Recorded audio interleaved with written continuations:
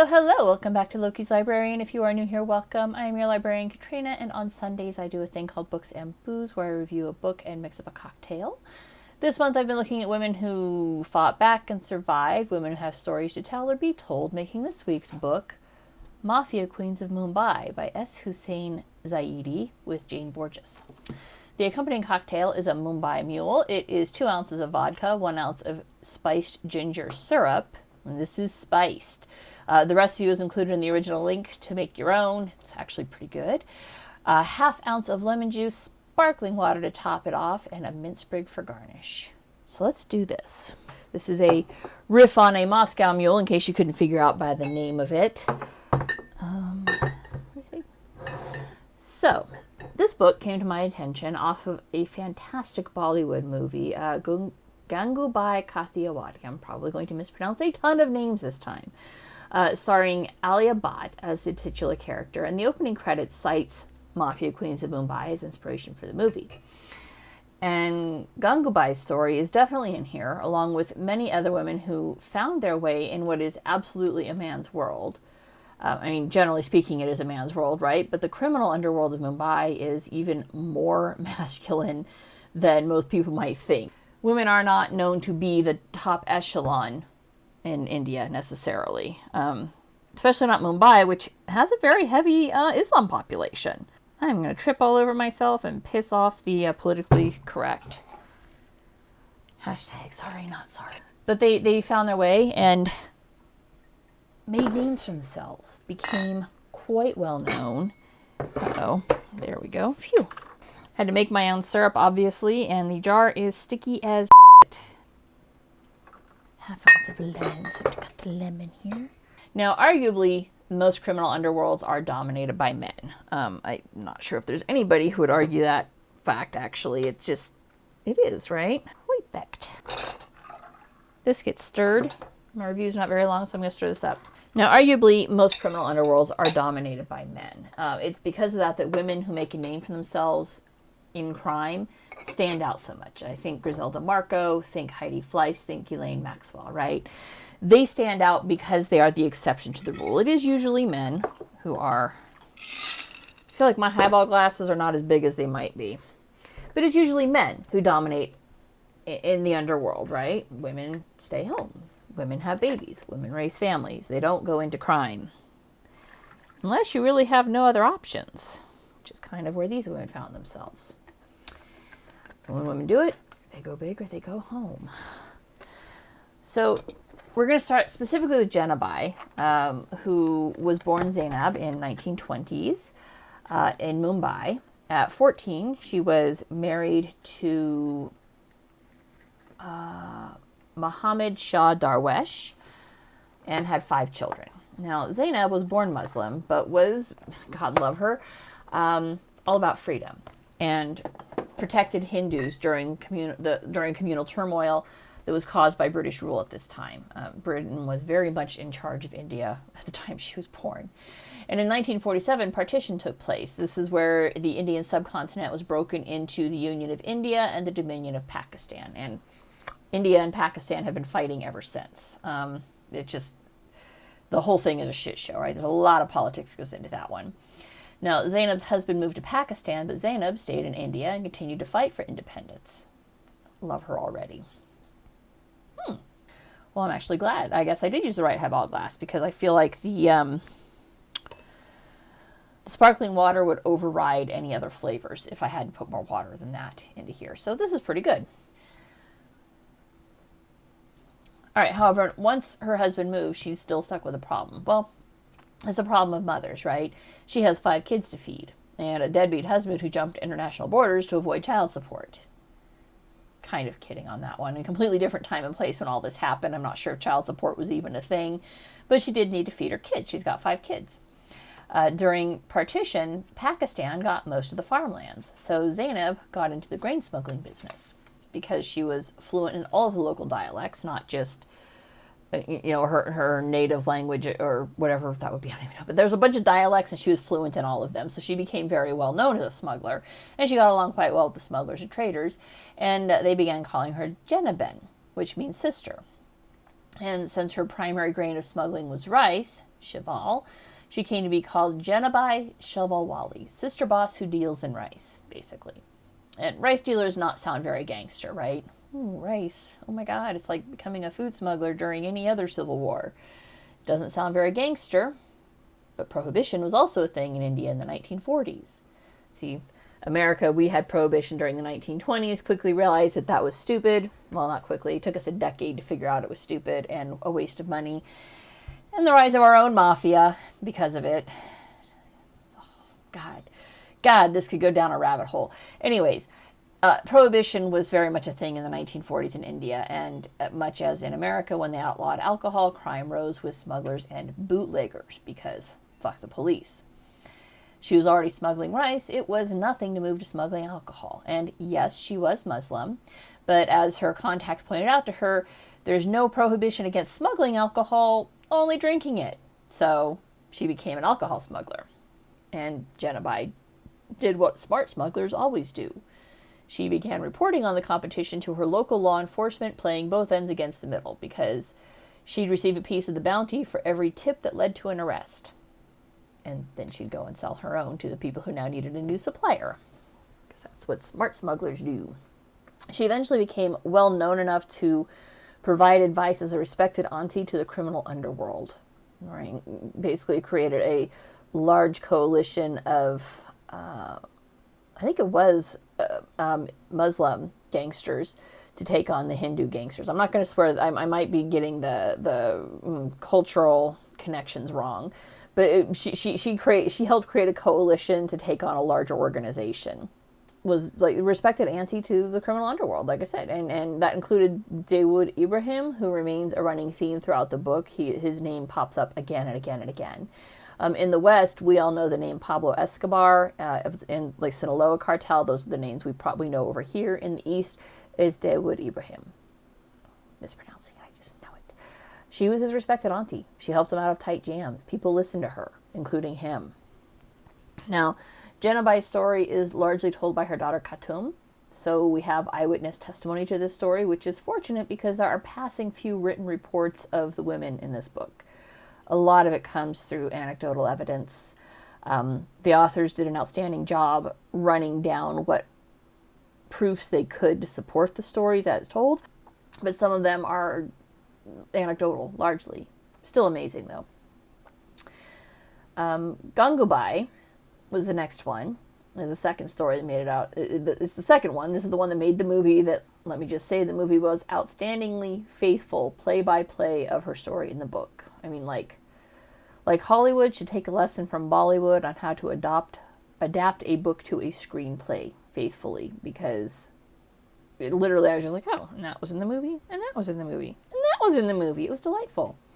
So Gangubai was born, oh God, really sorry, Ganga Harjivandas Kathiawadi. Grew up in the village of Kathiawad in Gujarat. The family was a very proud, well-respected local family. They had like ties to royalty and the magistrate, which meant nothing to Ganga, who wanted to be a Bollywood star. And with stars in her eyes, grew bigger when her father hired a new accountant who was from Mumbai and said he knew people who could get her into the movies. So the pair eloped. Spent a mad few days in Mumbai before her new husband left him with his aunt Sheila, while he found a new residence for the couple. Except legally he was her husband. They eloped. All right, they signed the wedding contracts even without the parents' permission.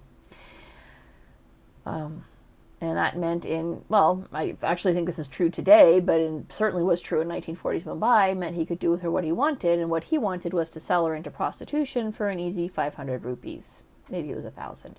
Either way, he sold her to Sheila and vanished. And Ganga had to figure out what to do next, because she's now the legal property of Sheila. She knew she could not return home. In addition to running away and eloping, she had stolen from her parents. She would likely be killed if she tried to return, because honor killing.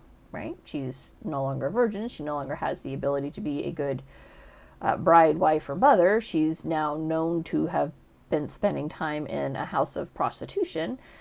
There's no returning. There's no going back for her. So recognizing that there was not much else she could do, she turned herself to becoming the premier prostitute of Kamathapura.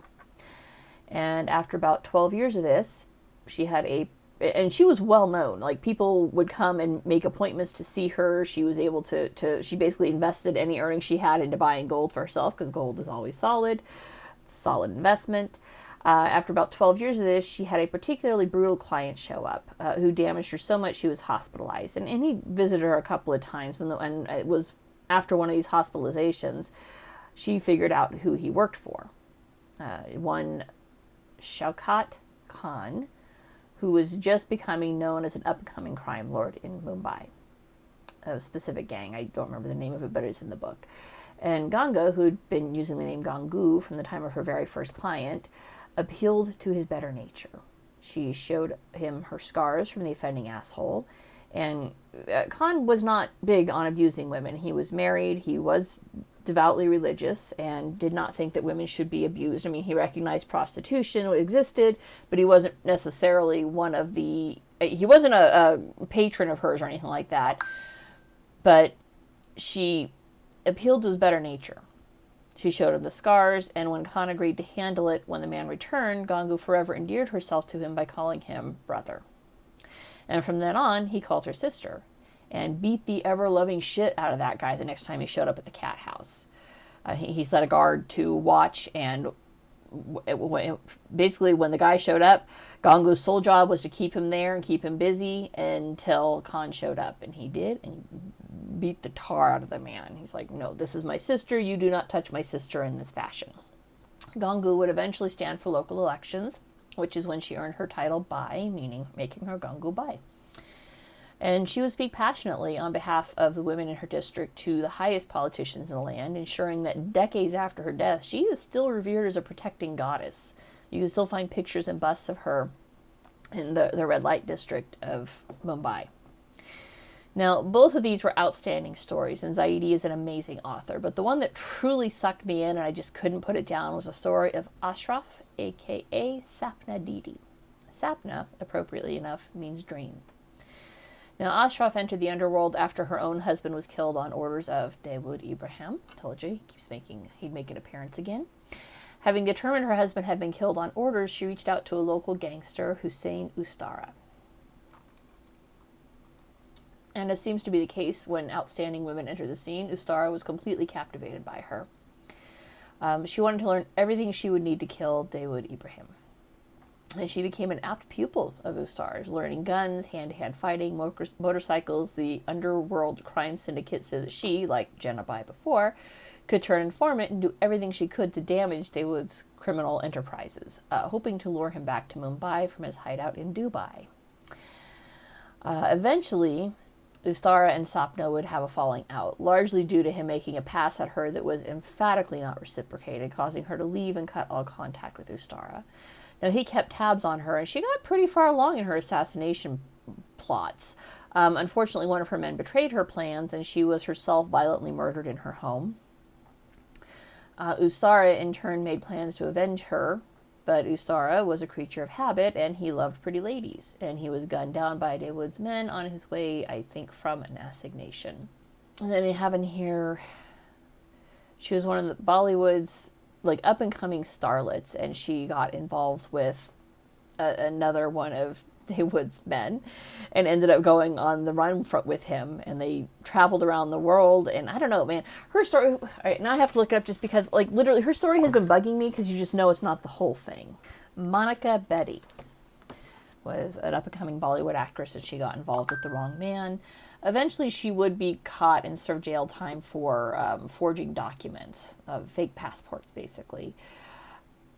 Her story, you just know, because it's told from a first-person point of view, even though she declined to interview for the book. Basically, it's pulled from other interviews, from court documents, because this one there were court documents on international court documents, including from Portugal, which is where the couple was eventually actually picked up and arrested.